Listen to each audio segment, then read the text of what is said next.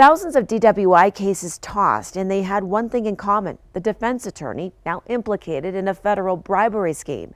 In a Target 7 investigation, we look into whether judges had any warning signs that someone was scamming the system. Here's our own Faith Abanu.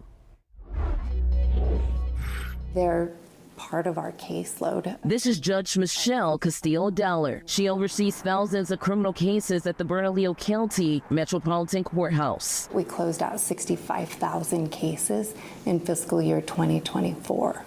That includes DWI cases. DWI was about 3,000 of those. Target 7 combing through nearly 2,500 DWI cases in Bernalillo County by attorney Thomas Clear. Clear has pleaded guilty to federal charges in a scheme to get officers to not appear in courts. His investigator and these officers have also pled guilty. Most of the defendants hire a private attorney or have a public defender that represents them.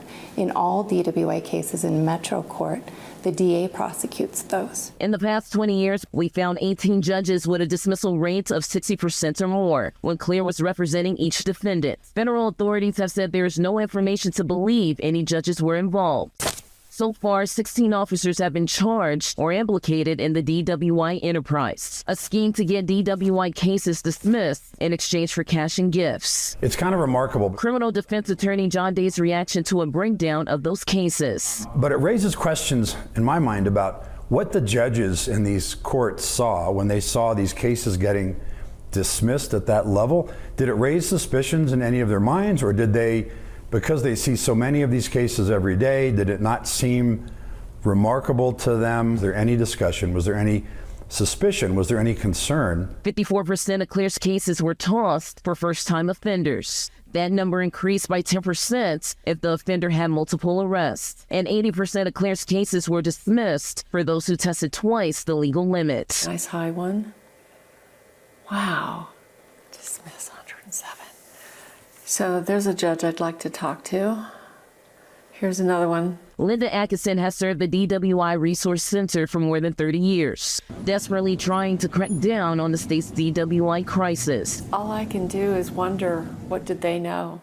What didn't they see? Judge Dowler having this to say when we asked the potential red flags and concerns. No, there's not a mechanism. And the reason is because cases get dismissed for a number of reasons. And so the state can noli prosequi a case. We don't necessarily know what the reason is. That means it's their dismissal. They can come to trial and not have the witnesses that they need. I don't always know the reason the witness is not there.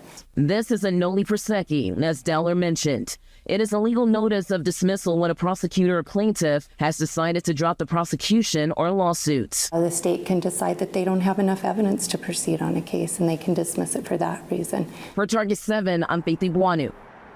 A second attorney has now been implicated for his alleged role in the DWI Enterprise. Criminal defense attorney Rudolph Chavez has until March 17th to respond to the state's disciplinary board's request to suspend his license.